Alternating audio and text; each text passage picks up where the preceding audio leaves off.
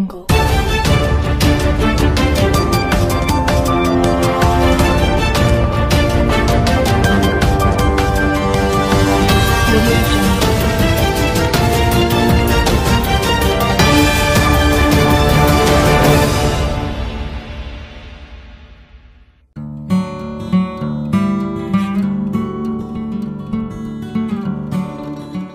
Rhoma Irama kembali menyedot perhatian publik saat hadir dalam buka puasa bersama PPK Kosgoro 1957 pada Senin, tanggal 25 April tahun 2022. Ketua Umum Partai Golkar Airlangga Hartarto menyebut bahwa Raja Dangdut itu kembali ke partai berlambang pohon beringin tersebut.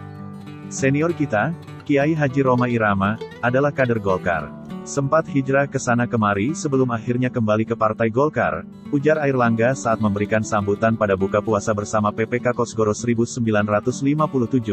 Belum diketahui pasti apakah betul Rhoma Irama bergabung ke Partai Golkar menjelang pemilu 2024 seperti yang disampaikan Airlangga Hartarto. Sang Raja Dangdut juga belum memberikan konfirmasi atau klarifikasi mengenai isu dirinya kembali bergabung dengan Partai Golkar. Rhoma Irama saat ini diketahui masih menjabat sebagai Ketua Umum sekaligus Ketua Mahkamah DPP Partai Islam Damai Aman, Idaman.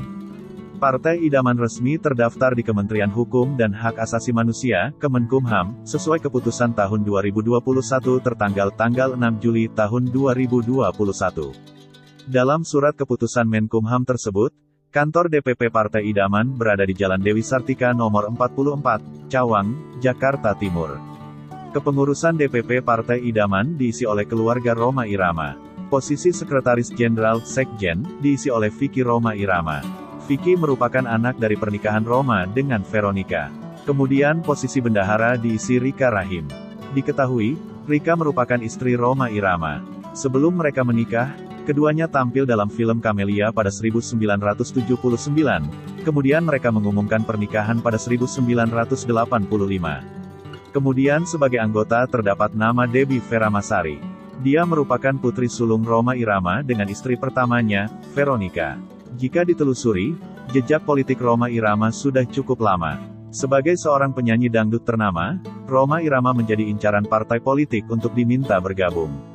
Rhoma akhirnya menjatuhkan pilihan pada Partai Persatuan Pembangunan (PPP) pada 1977. Bergabungnya Rhoma membuat perolehan suara PPP di pemilu 1977 naik signifikan. Bahkan partai berlambang Kaba itu mengalahkan Partai Golkar dalam perolehan kursi di Jakarta. 5 tahun berikutnya, suara PPP juga cukup terjaga dengan keberadaan Rhoma Irama, meski kalah dari Golkar. Namun Rhoma Irama akhirnya mengundurkan diri dari PPP karena tingginya tekanan politik di era Orde Baru. Rhoma yang kembali fokus bermusik perlahan-lahan merapat ke pemerintah Orde Baru. Pada 1992, sang Raja Dangdut terpilih menjadi anggota MPR sebagai utusan golongan seniman dan artis. Rhoma duduk di MPR hingga 1997. Rhoma akhirnya memutuskan bergabung dengan Partai Golkar pada 1996.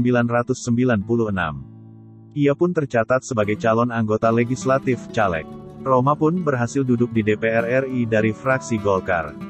Namun setelah pemerintahan Orde Baru berakhir, Rhoma Irama juga tidak aktif lagi di Golkar. Pada 2008, ia kembali bergabung dengan P3. Perhatian publik tersedot ke Rhoma Irama ketika ia menyatakan siap maju menjadi calon presiden capres pada 2013.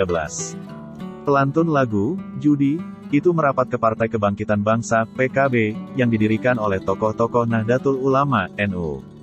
Ketum PKB Muhaimin Iskandar rajin berkeliling daerah mengenalkan Rhoma Irama sebagai capres. Dalam setiap kunjungan ke daerah, Rhoma selalu mengajak para penggemarnya untuk membesarkan PKB agar ia bisa maju menjadi capres 2014. Begitu juga kalau setuju Rhoma Irama jadi capres, dia harus membesarkan PKB, ujar Rhoma di Bandung, Jawa Barat, Kamis tanggal 25 Juli tahun 2013 malam. Namun, niat pencapresan Rhoma Irama tidak tercapai.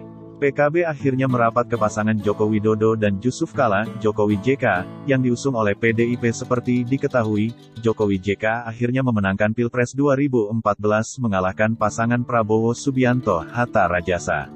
Selepas gagal maju menjadi Capres 2014, setahun kemudian Rhoma Irama mendirikan Partai Idaman. Menurutnya, Partai Idaman didirikan untuk menampilkan wajah Islam yang berbeda. Sebab, selama ini Islam distigma sebagai agama yang keras.